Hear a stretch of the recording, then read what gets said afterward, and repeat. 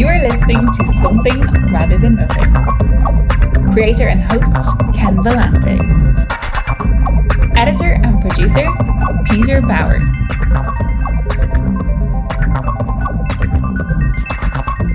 Hey everybody, this is Ken.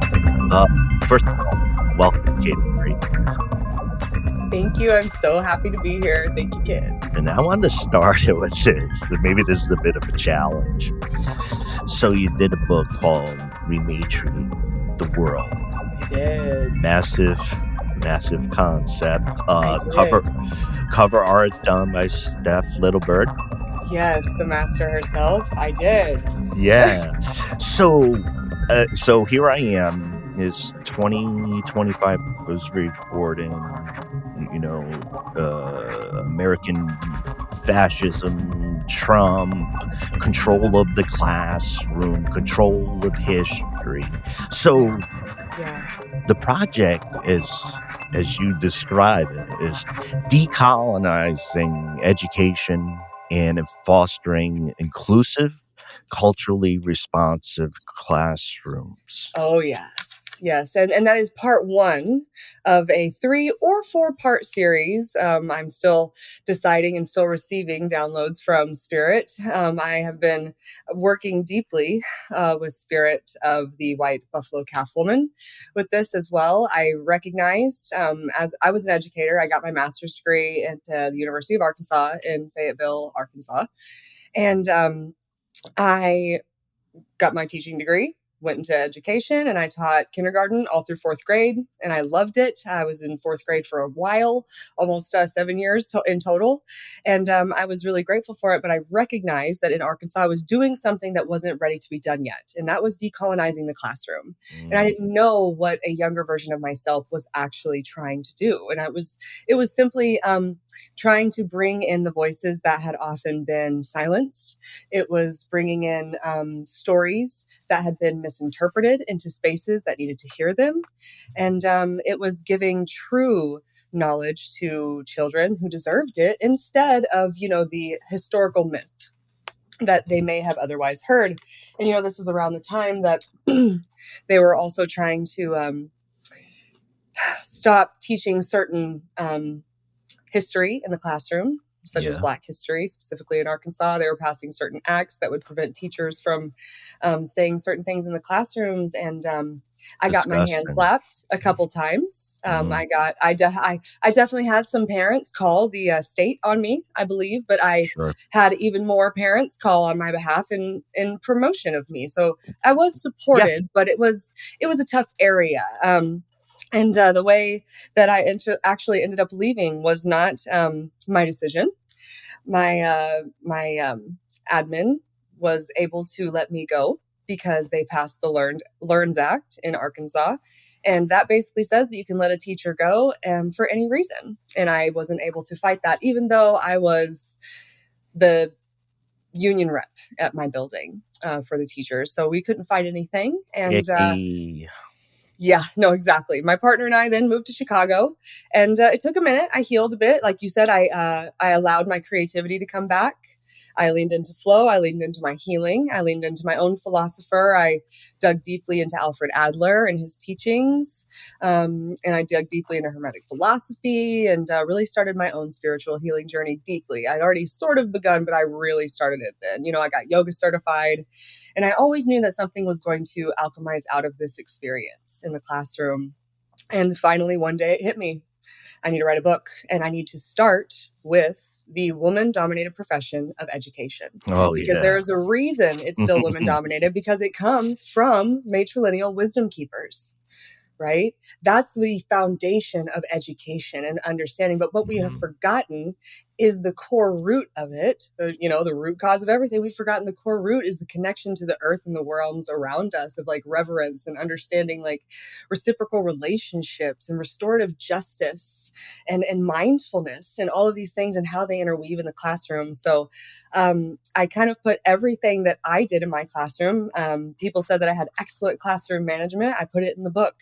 It's all rematriation. That's all it is, because I recognize that while we are decolonizing and it's such an important work, I looked at the root words of, D and re. D means to take something away. And yes, we want to take away colonization, definitely.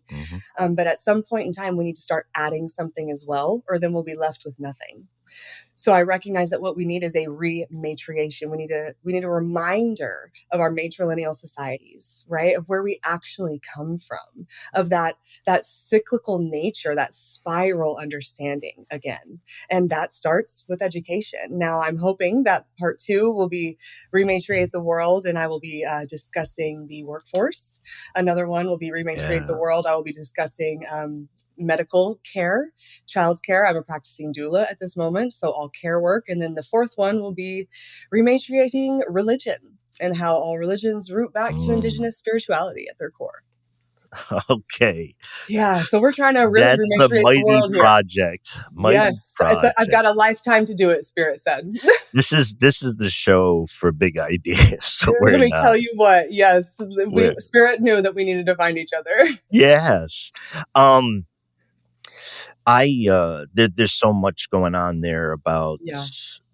I like the radical shifting that you're talking about and what flows from that. One of the pieces, and it's just a piece in the way you've been talking, is in looking at your talk about spirituality and healing. I found myself just listening to you and learning and understanding the connections. But one of the pieces that can intimidate folks is kind of these connections that you point to, the history of religion or storytelling and passing things down in matriarchal society. You mentioned yoga. You mentioned even something as profound as a doula, which can help with entrances into this plane and exits from this plane. Exactly. And I've been practicing ceremonialist work as well. So, that's all the sacred ceremonies of life: birth, death, medicine, matrimony, union, divorce, transitions of life, ego deaths. So I have been really working on honing that sacred space to be able to hold all the ceremonies of life. Wow. Yeah. I wanted to jump back on when you're talking about your situation in dealing with it. You in the union rep in a very anti-worker state, legislative, culturally, etc. Obviously, you have a book in the guide that points to this, but I'm thinking about this in the collective. You ended up very isolated there. So if folks are thinking about this, like, hey, I'm in Oregon, or hey, I'm in Texas, I agree with you. Yeah. How do folks engage in community and build their fortitude to basically be working in a radical but based rethinking? I love this question. I'm going to be honest with you, because I am a deep believer that if this space does not exist, create it. However, if you don't know something, ask questions. Anybody worth their salt as an elder will answer you and will not be concerned with how much they give, right? I think that this work is deeply impactful to the collective. I think that it's deeply impactful on this grand scheme of things, because it's what we are craving at this moment in time.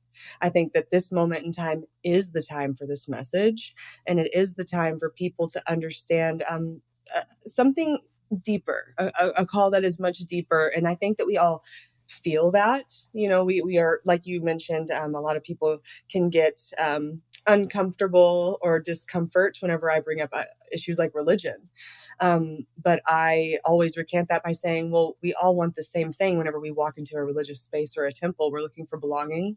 We're looking for connectivity. We're looking for oneness, a connection to the divine, a source, right? That is that is Indigenous spirituality, you know, and in that we can understand that we are greater than ourselves. So it's almost like this work must be done in that way. And in my book, I actually have a section that has sentence stems because I know how difficult this work is. And I took multiple DEI courses, and one of them, the most transformational one for me, was learning how to call people into the conversation. So we're really good at calling people out, right? But calling people out Yeah. doesn't engage them to learn and to grow. It just engages anger and fighting, right? And we're not looking for infighting at this moment. That is not the work of rematriation, right? So I was really just enthralled with the work of calling people in. So in my book, there are a lot of there are some specific pointed comments that I have heard in my time as an educator from both my colleagues, from the parents, from admin, from different people in the community. And I offer specific things that you can say, our job is not to rehash the past, but just to tell the children a solid foundation for their future to be built on, because we want kids who are able to speak upon things with sound minds and sound hearts and able to make these cross-curricular connections. And they can only do that if they know the truth. Right. And so, and they're not quite as lengthy as that. That one was just straight from the noggin. But, there's plenty of ideas in there that can really assist you in beginning this work. And the beautiful thing about it is it doesn't even look different at first. It doesn't change the entire anything of the classroom environment because it is natural. Like I said, it is so natural in our beings and who we are that what it really begins with is understanding the classroom culture, the classroom environment, bringing in all of the children, acknowledging all walks of life, understanding that restorative justice is important. And to have restorative justice, you have to have a classroom community. You have to be able to say yes. You have to be able to say no. You have to be able to communicate. You have to have children who are settled in their nervous system. So that means you have to practice mindfulness in your classroom, right? You have to do a 30 days of mindfulness challenge, because if you don't have children who can manage their emotions, you don't have children who can learn and retain information. And that is a scientific fact. I agree. I used to do union work, out in Madison, Wisconsin. Mm-hmm. There was an elementary school, and they had a grant.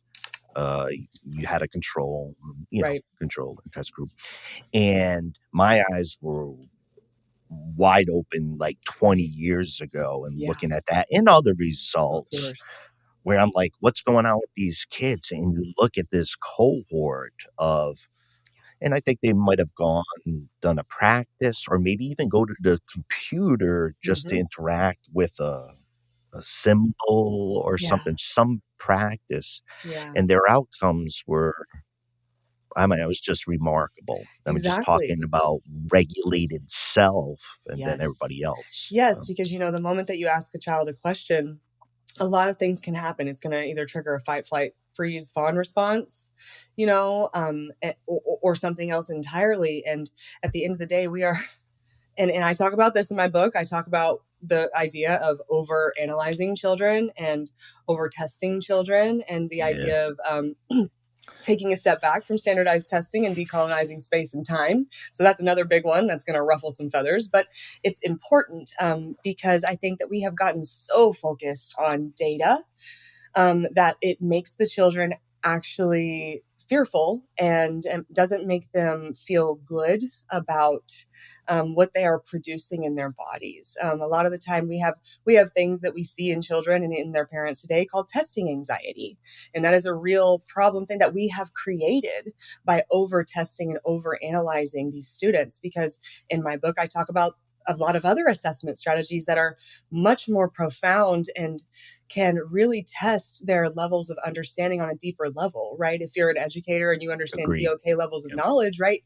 We're looking for project-based learning. We're looking for tying it in and creating something grand with it, maybe like a community service project, right?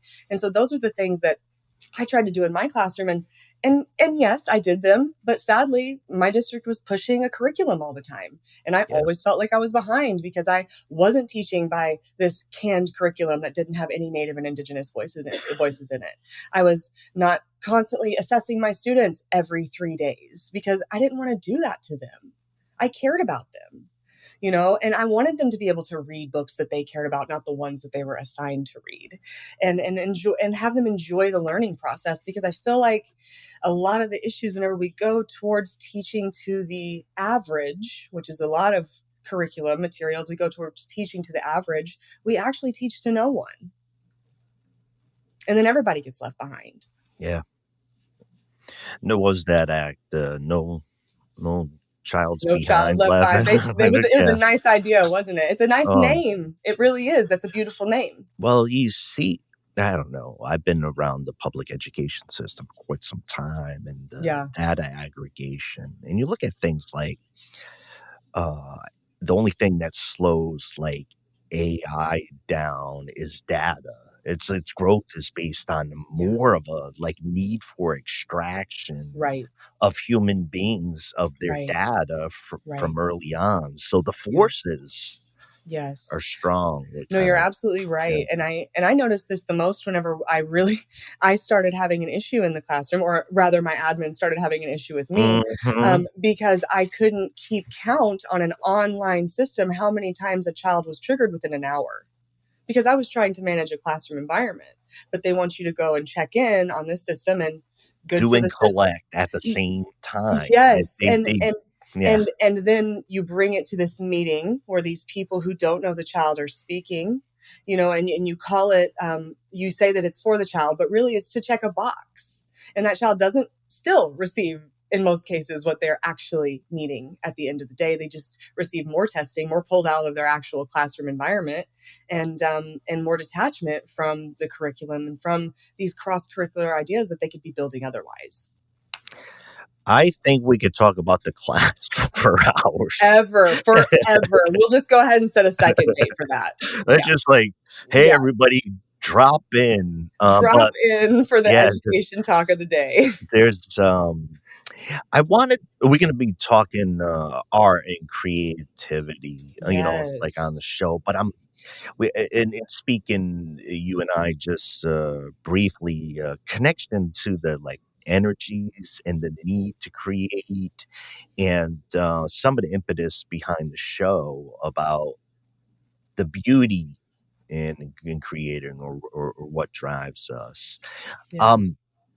But I wanted to ask you one of the cool big questions. Before we start, what is art?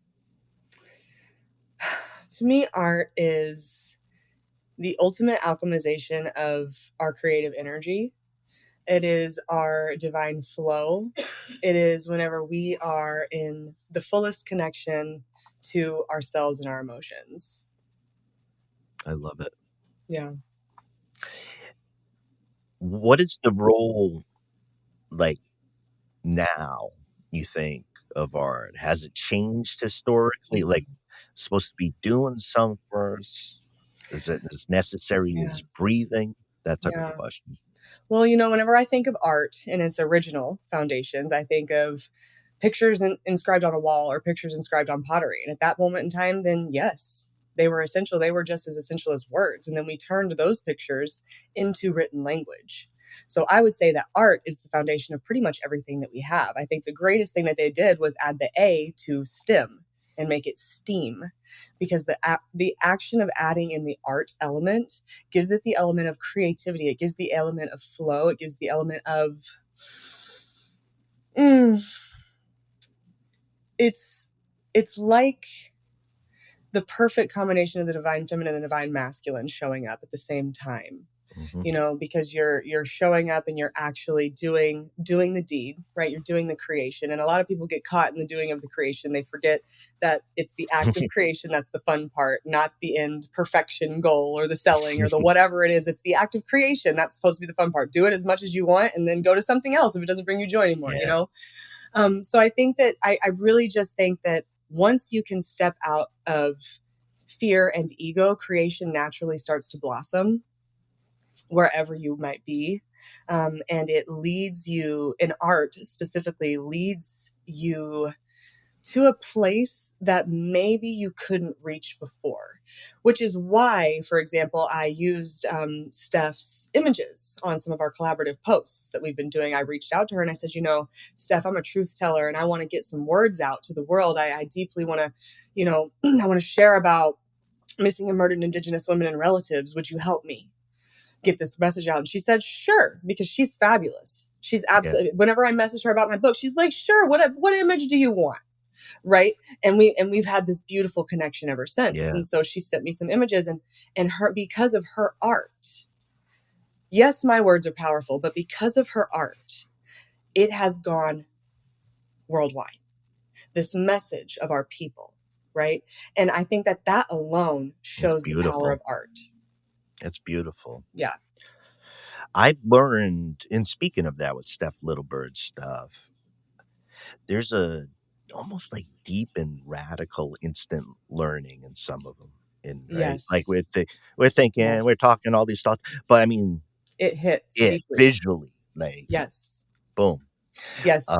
And in my book, I even I discuss this because Steph's image graces the cover of the book, and then the rest of the book is actually AI generated images because the book is created in a future that doesn't yet exist. So it was difficult to find images of a world that doesn't yet exist. Yeah. So I even write as an excerpt in the beginning of the book, the importance and I think the beautiful balance of the blending of the two, but also the remembrance of the trueness of what human nature brings to the table that AI could never craft. While it may be, a version of consciousness, a version of intelligence or something, it can never actually create that art like a Steph Littlebird, right? Or like a Ken on this podcast, for example, right? It's always going to be missing that human spark, that fire, the ether, right, that we talk about. Yeah. I wanted to, I don't know, it's a kind of clumsy way to bounce back, but just to talk about the development of your spiritual thinking. Part of it visually in some of the things that you said, and of course acknowledging your Choctaw and Cherokee background.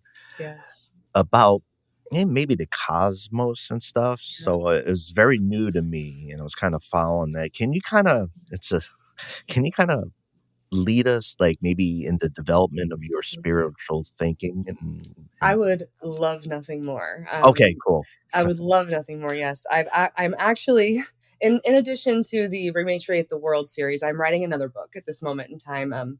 It's a journey from dis-ease to ease.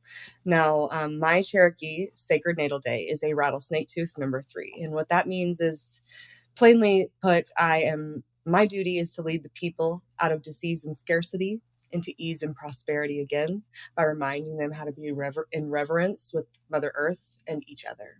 And that is my duty per my star sign, my Sacred Natal Day. So let me take you back. Yeah. I had just graduated college. I was married. I got a teaching degree. I had been teaching for years. And so I had the house, the white picket fence, the husband, and I was deeply unhappy, but also deeply unwell.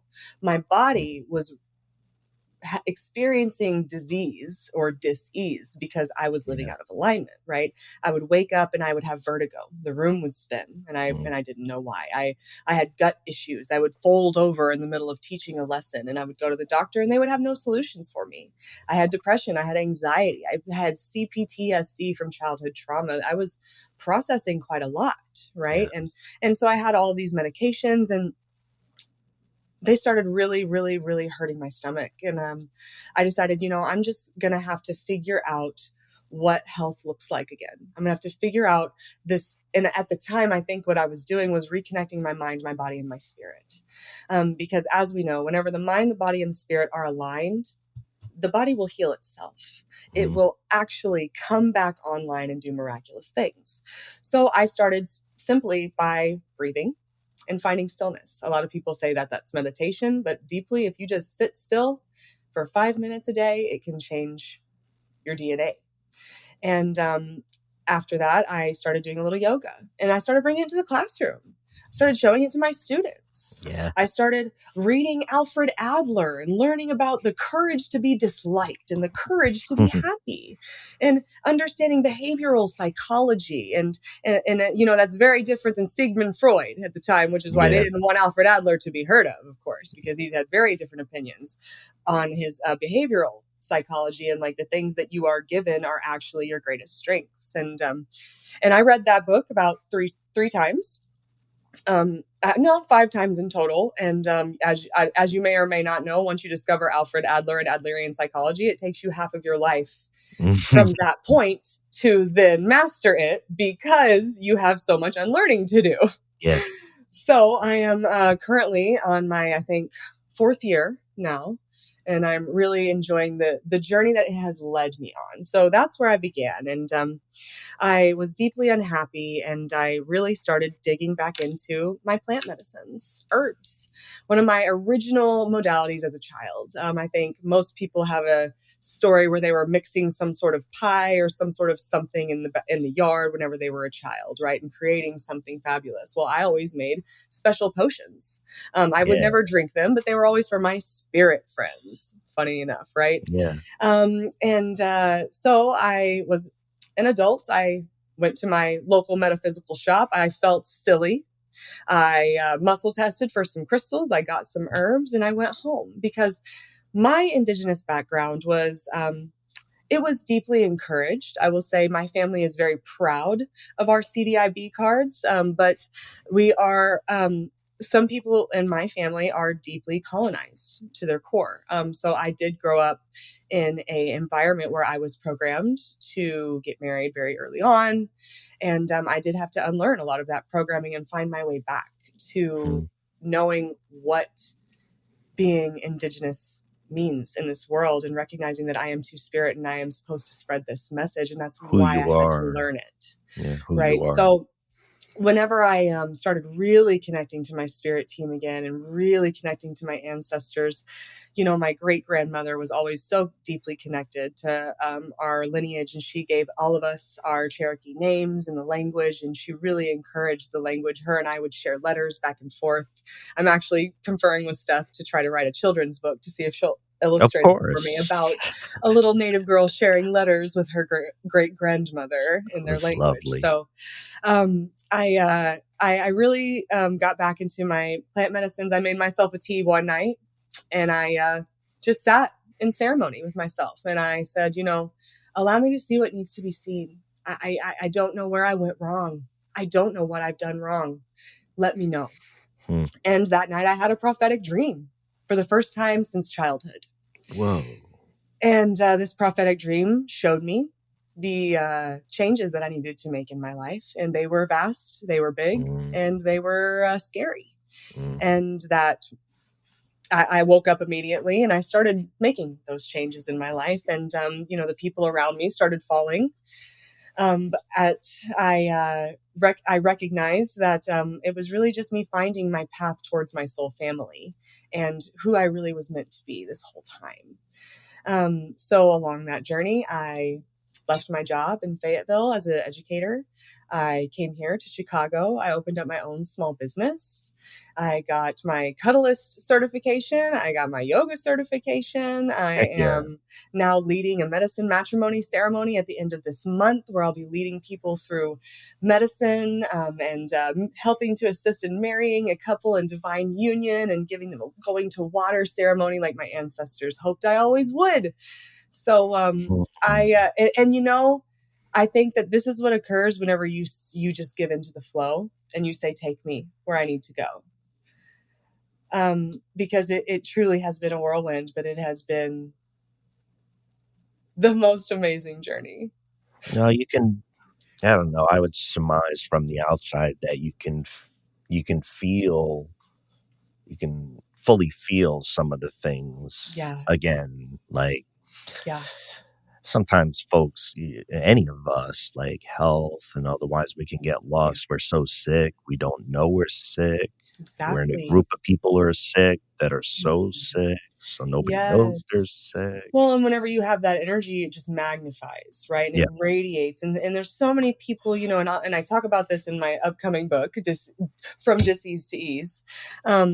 How, people can get stuck in this frequency of not recognizing that they are just band-aiding their problems. We have a lot of band-aids in our society. Yeah. We have a lot of dopamine fixes. We have a lot of instant Mm. gratification, right? We have a lot of things to make us feel better, but we don't really go deep within the roots and look within the root causes of what might possibly be causing some of these symptoms of dis-ease, right? We say, oh, my head hurts. Oh, my stomach hurts. These are symptoms. Quit band-aiding them. What is it a greater cause of? Is your third eye needing to be opened? Are you needing to see something more clearly? Right? Are you needing to enhance your creative flow? Maybe you're not speaking. Maybe that's why your throat hurts. Maybe you haven't been speaking your truth and you got sick because of it, And I think that way of thinking for some people is just so foreign, right? To recognize that my body is telling me something. We always say mind over matter, but we don't recognize that that's really what it is. Your body is telling you what is trying to communicate with you. Hey, listen to me or I will sit you down. I like the way it's very explicit how you use, or maybe it's subtle, maybe it's the opposite, explicit, dis-ease. Yeah. I've seen that used before, or maybe the reference in like Buddhist writings. Like it's a very like dis-ease, and it kind of connects you that like it's to your body and you feel you're not at ease, you're upset, you're anxious, and kind of I like it because it pulls your mind towards and it really is truth, right? Because I think all of us understand deeply what it feels like to be in dis-ease, right? And we understand that, well, obviously if we are in dis-ease, the body will then respond with disease, right? And you look at all these disease experiences, but then you look at miraculous cases of recovery, right? We see them every day because why? Well, I have a theory. Others might have another theory, but what I know to be true and factual is that there are Buddhist monks in temples who have meditated their entire lives, and they have systematically changed their DNA, and they can showcase that by actually sending an electric charge to another human being. I mean, that's powerful. And that was done with the mind. Yeah. Right. Profound. And when we talk about religion, let's bring it up again, right? The power of the mind, the alchemization, the story of Jesus, the story of Moses, the story of the healing and miraculous things that were done because they understood alchemy. They went to Egypt. They studied with the practitioners. They knew how to move the elements of the world around them. And the church got to say, that was a miraculous God thing. I gotcha. But what it really was them understanding alchemy, and the understanding of the mind is the all. And that's a Hermetic philosophy, number like 1. The all is the one, the all is the mind. It's from the right? mind. Yes. Yeah. Wow, we are getting into something rather than nothing, aren't we? Oh my goodness. Deep stuff. Deep stuff, baby. I'm a rattlesnake tooth. I be talking deep. Rattlesnake. Hear my tail rattle. Like it.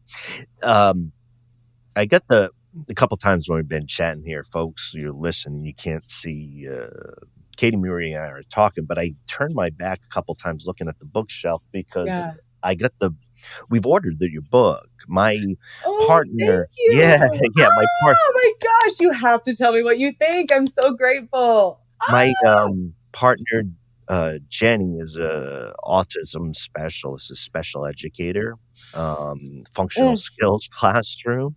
Thank you. So, when we're talking about things being activated, it's going through her mind first as the teacher. And look at it after. And I've had this question asked me as well, in thinking about, the different classrooms that are in a school system, right? There are the there's just different varying levels of conversations that we can have with different varying levels of learners. And the question has always been asked for me, is this suitable for all learners, right? Is rematriation, is this idea suitable for all learners? And I think, and I always say yes, because all learners need this information. And especially those friends that we may think we call them neurodivergent. I might call them something else, because in Indigenous communities, often those that we would call neurodivergent were seen as those who were the most wise and those who were able to see the most clearly. And we often looked to them to answer our problems in times of need. And if there was ever somebody that was different in our societies or deemed different in our societies, we took it as an invitation to look inward and say, what is wrong with us that we deem somebody in our community as different from self? Because we understand we are one. And so I think that's, again, why I began with classrooms. And because I think that classrooms are as one community, and then you go to the community of the school, and then you go to the community of the district, right? And then we go to the community of the education department, right? I'm hopeful for this medicine to reach the hands of people like you and people like your wife, and, people who are on this journey of understanding that there is more to education, right? And there always was. And I remember a time in a past life, of course, but I remember a time whenever people would yearn for knowledge. They would sit around the fire and wait and crave to learn today, right? And you asked about cosmology. I believe deeply that I was able to calculate the stars, and I even still today, I offer sacred natal day readings for star seeds, because I believe all children are seeded from the stars. That is a Cherokee belief, and all children deserve a clan mother, and they deserve their names because our names were taken from us. Yeah. And these sacred natal days are something that I believe that I bestowed upon all of the Cherokee children that were born, and I was able to calculate them and give them this medicine. And I think that it is vital to give children this medicine as early as possible. Like Alfred Adler was saying, just a different idea, right? Because the earlier you give it to them, the less they have to unlearn. Yeah. I thank you for sharing. And thank you for this space. Yeah. I mean, if in talking with you, it seems like, getting into it all at the same time, the creativity, health, learning, spirituality. We also order your tea. The Godex transformation tea. Hold yeah. up. I'm a big tea person. I believe in tea. I believe in properties of roots in plants. Yes. So let's just talk about the tea. And amidst all this, I'm a believer in the power of tea. Let's just say, I am so excited. And let me say, Godex Transformation Tea is so happy that it gets a spotlight. So it's saying thank you right now. The Godex Transformation Tea for me is something that was crafted completely accidentally, but purposefully. How spirit always works, right? I found myself in the midst of my healing journey before I had begun my first book. And I sat in ceremony, and some people sit in ceremony and they use the healing energies of their hands to pull a tarot card, or they do a lot of other things. What I decided to do was go to my plant medicines. And I said, okay, guys, I need a tea today. I said, I want a tea that is good for the mind, the body, the spirit. That's going to guide me through these transitions. I need something that's good for me. I just all encompassing. I don't know what I want. I closed my eyes and I let my hand lead. And I said, no more than 5, just because 5 is my max. That's a lot to mix, right? Just because I'm sassy. And so 5 ingredients came out, and I was like, all right, cool. And I had done this so often. I'm going to be honest. I had done this plenty of times before. And this time it just felt different. And I got 5 herbs and flowers. I got calendula, lavender, hibiscus, butterfly pea flower, and mullein, the sacred, wise guider of the lungs and the chest cavities. So I don't know if you know a lot about mullein, but mullein was often used in Indigenous communities because, we did a lot of tobacco ceremonies, right? Yeah. We had a lot of mucus in our chest. So what they would do is they would have mullein, which is another herb, and it works as a cleanser for the respiratory. It's like nature's Mucinex. So I always love to put it in everything I do because I have a daily communion with my Mama Ganja, and I make sure that I am settled and I am one with spirit, right? Yeah. So I put that in everything. That's just something that I love to do. And the most magical thing happened. I poured some hot water over it, and it turned this lustrous, like deep purple color, almost like a third eye crown chakra vibes. It was just fabulously done. And I said, "Oh, we've got something here." So then it came, what are we going to name this? And I'm two spirits. So like I'm a goddess, but I'm also a god at times, you know? And I did a lot of research on this, and I recognized that a lot of gods and goddesses felt the exact same way. Yeah. A lot of them went back and forth between the binary because that was natural. Yeah. So it became known as the GodX Transformation Tea. I started selling it. I have had such beautiful responses to it. I'm excited about a future endeavor with the GodX Transformation Tea. So stay posted. I think that we'll see the GodX Transformation Tea in a brand new shimmery light. Still the same healing of the herbs, but it's going to be much more fun to drink. That's what I'll say. Yeah, there was something about for me that really I really connected to was about, your connection to the things that came together. One of the things that's happened for me over time is I've been trying to, I've throughout my life, I felt really disconnected in receiving the signals about what's going on with myself health-wise, but also being able to be connected on the outside to what can heal. So when you were describing that had a really impact on my head. I've been improving, in this area, and at times, even with tea, being like at a time during the day in a place and be like, I need this. Like maybe I used to need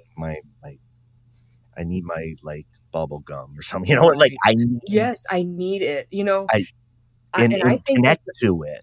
That's so vital because and I even wrote about this in like an email that I sent out to my email subscribers a while back. But the idea of bringing back ritual and ceremony into the everyday mundane tasks, like just having a glass of tea, that is a ceremony, right? And whenever you start to recognize that everything we do is a sacred reverence to who we are, what we chose to come back as, right? Whenever you even the idea of heating up water, think about how you're changing that chemical element, right? You're changing the water. You're changing the flower petals. They're working together. That right there is sacred reciprocity. That's all the herbs working with the water.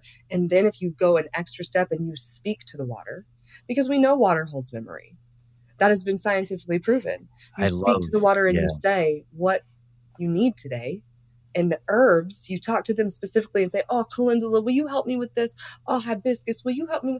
Thank you, mullein. I appreciate you." Then that alone elevates your ritual. It elevates your ceremony. It elevates your mindfulness experience, right? And that is what our souls crave. They crave purposeful, intentional acts in the present moment, because the present moment right here is where we can actually manifest the most abundant energy of self. If we are caught in the future, that doesn't exist. We don't know that exact space and time, so we can't manifest energy there. If we are thinking about in the past, we can't manifest energy there because that's literally already gone.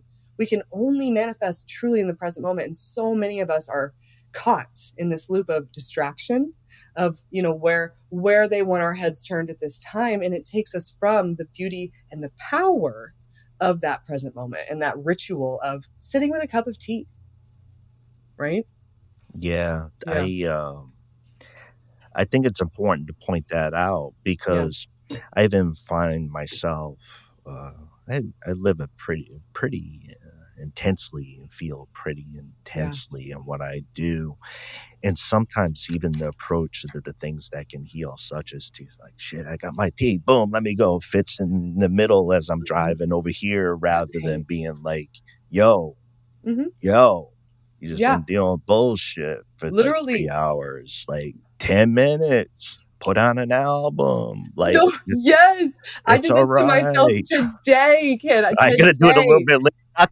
This is great to talk. I'm gonna remember to do it later on. Literally, no, I did this to myself today. I ordered, I got some food because for me, I was working, and Yeah. I almost took the food to my desk right here and started eating and working at the same time. And I said, no, nourish your body. Stop. Go sit down. What are you doing?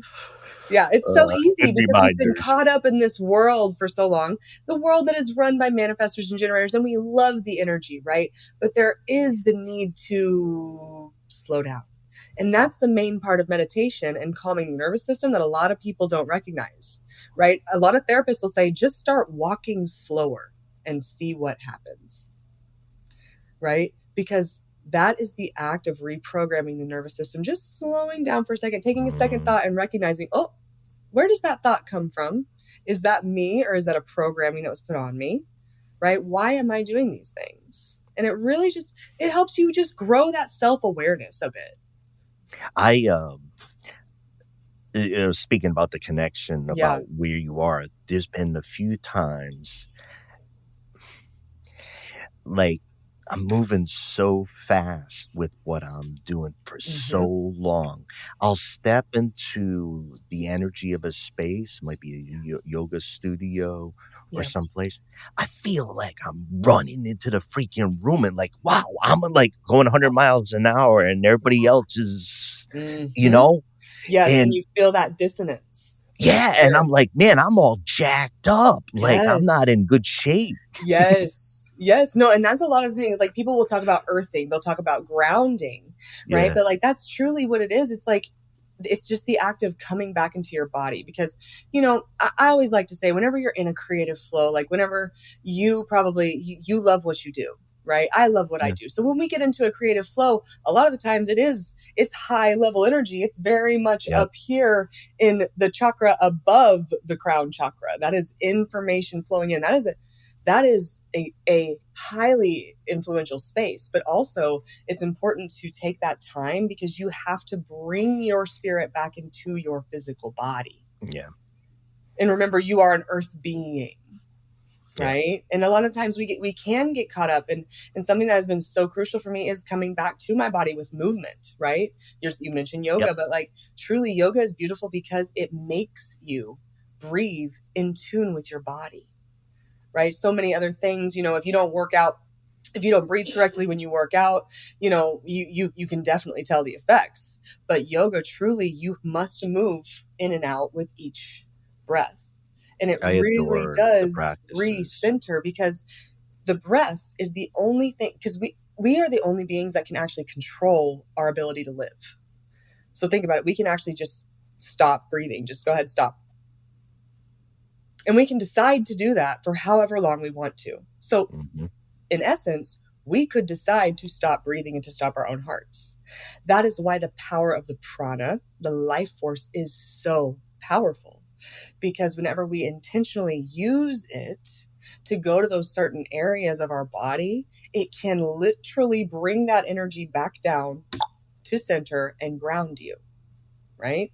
And that's why you feel that energy all up in the spaces, because you were channeling, right? You need to come back down to that body, to that ground and that breath, right? And we can we can do that, but like the world doesn't want us to do that. I'm listening here. There's a moment there. I gotta remember I'm hosting this damn thing. I'm just rattlesnake toothing. Sorry. Like I'm taking it in because I don't know. It's odd stuff to talk about and open up the space and be like, let's talk. Let's talk about this. I came into contact. I'm looking for the book now. I'm terrible with my books, but Steph Littlebird had done the cover of this book, but it was connected to very directly connected to the types of moons and the energy that Yeah. comes from the types of moon. And I just noticed, like, it was a night or two ago, it was a strawberry moon. Strawberry moon in Sagittarius. It was. Yeah. Could you tell me, there was a big deal about that. I saw it. It was gorgeous There and everything, and I was. didn't read, but like, just for an example of like how you view the presence of that at that time, particularly within the No, I yeah. think you're at, I believe that there is such power, Ken, in asking the right questions, and you, sir, ask the right questions. Thank Let me you. tell you that. Thank you. I am very in tune with the moon. I am a Cancer. I have always felt a connection to Selene, the moon goddess. I've also felt a connection to the moon because Indigenous people see the moon as the overseer of all children being born on Earth. I, as a child, don't know if you know about an anime, or Sailor Moon was a huge influence in my life. And as you know, she turns out to be the princess of the moon, Princess Serenity. And so I think that understanding how the cycles of the moon worked with human nature and the human body were always inlaid within me as a child.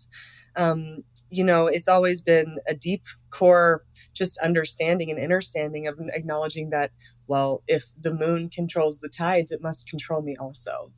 Because what am I but water? So I think that there's a lot to recognizing the moon cycles, and also recognizing that our calendar currently, if we're going to talk about decolonizing space and time, does not flow with the moon cycles and the lunar calendar like it should. It doesn't go with the sacred natal day, the Venus sacred natal day calendars anymore, which is why our calendars are so off kilter. But that's another conversation for another day as well. My mom's Cancer too, and really connected to the moon, like stars, like just the idea of like looking at those stars when I was really young.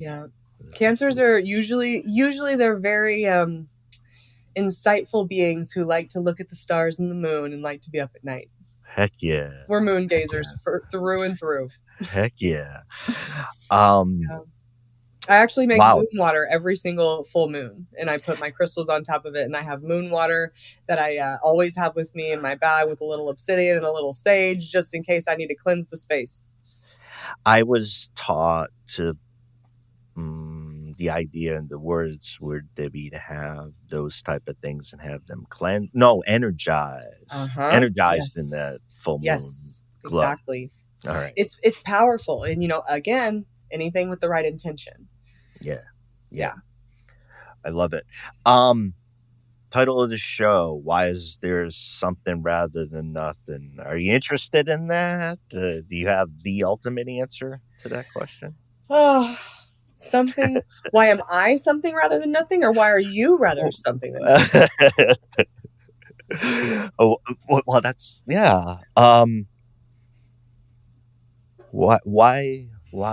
why is it all here?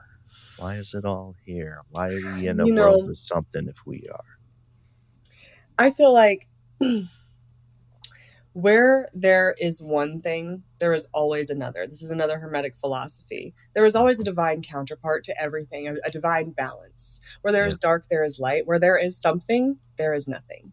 Yeah. Right? One of my deepest medicine ceremonies, I had an experience where I'm recognizing my abilities that were inlaid in me since childhood. I think that I was an Indigenous dream walker, and now I have recognized my deep ability to go into the Akashic realm and speak and channel with these spirits. So something that has been deeply transformational for me is this work, right? This process of finding your way back to self, this process of finding your way back to spirit, of finding your way back to your truth at the end of the day, and grabbing hold of it and not letting go, and just allowing your story to impact somebody else.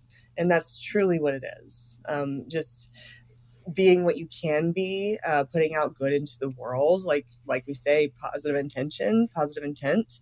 And that's really where I like to lead, because in this medicine ceremony, I saw everything was nothing. But nothing is truly everything at the same time. Yeah. So in that vastness, in that void, in that space, you can have such gratitude, right? Because it could be nothing, but it could be something. I'm there with you. I'm right there with Just you. depends on your intent. Yeah.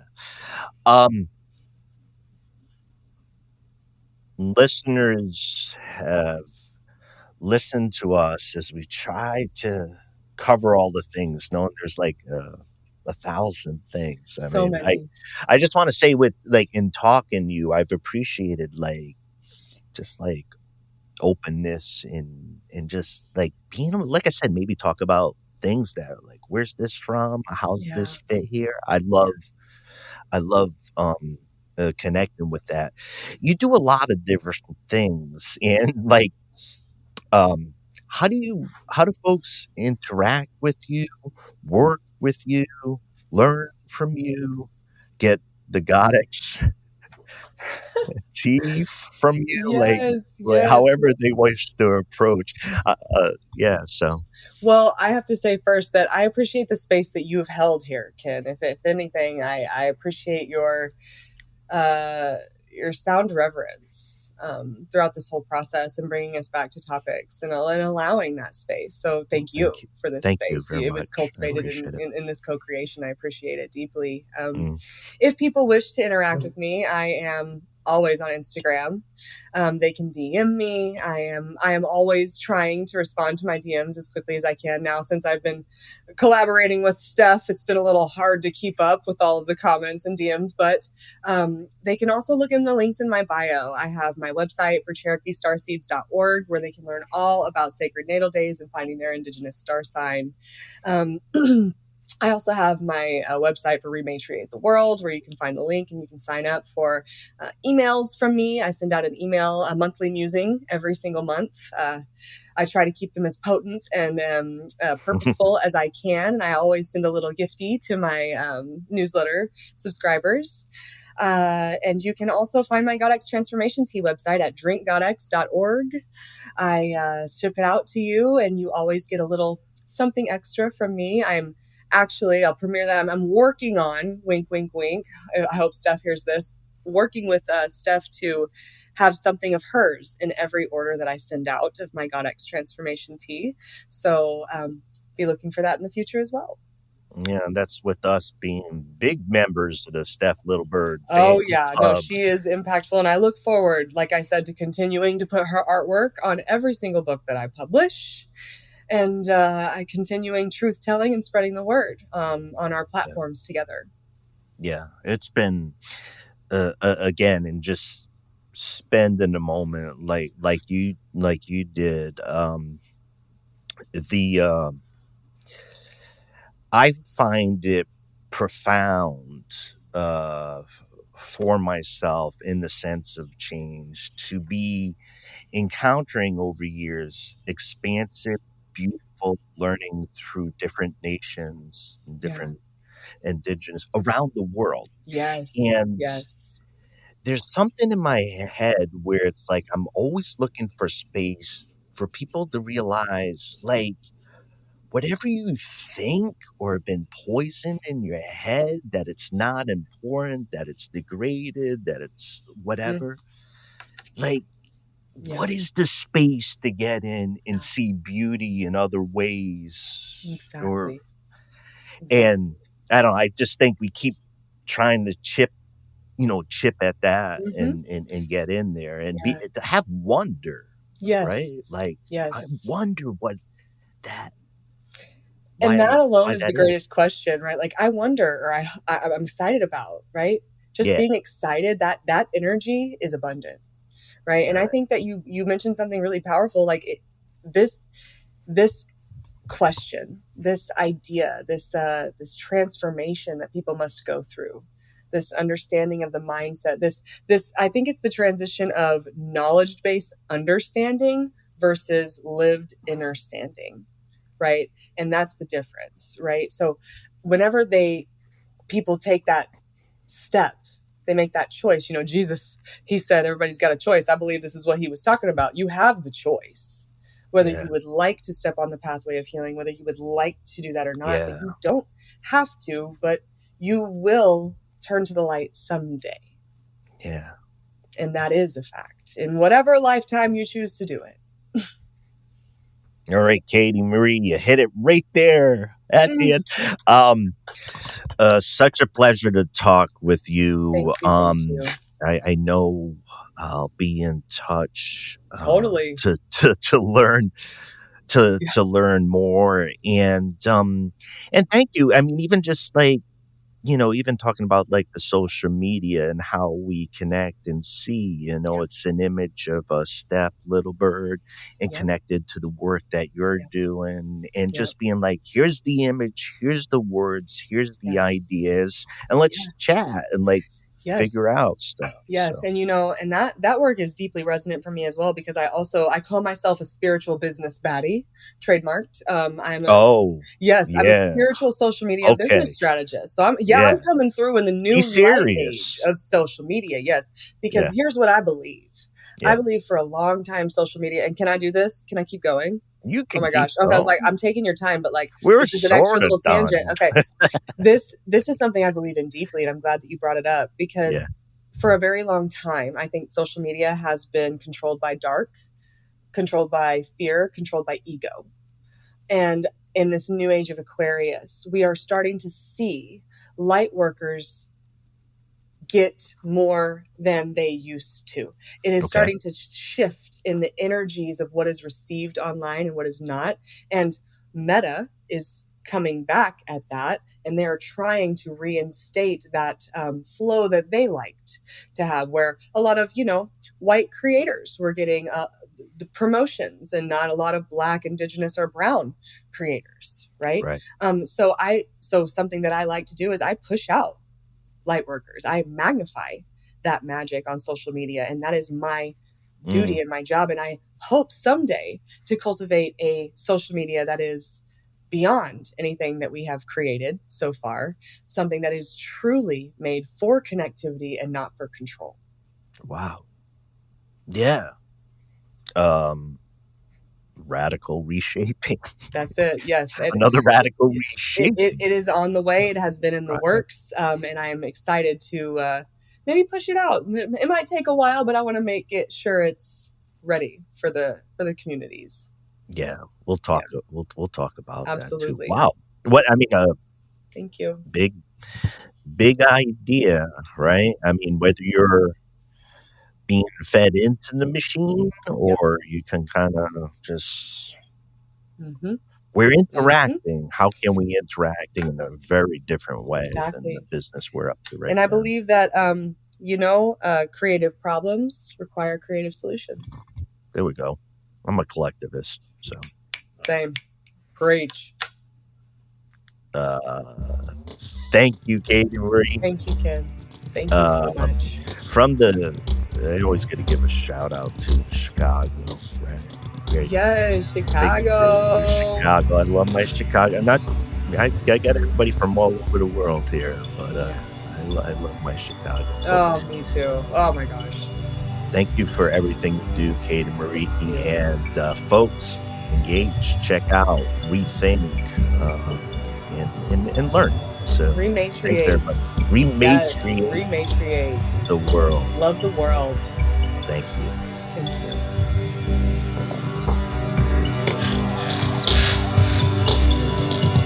This is Something Rather Than Nothing.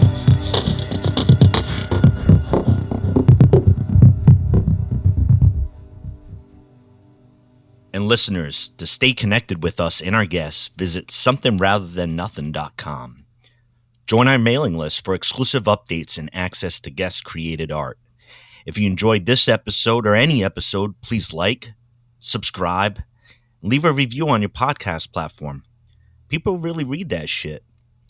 Your support helps us reach more listeners and spread our community across the planet.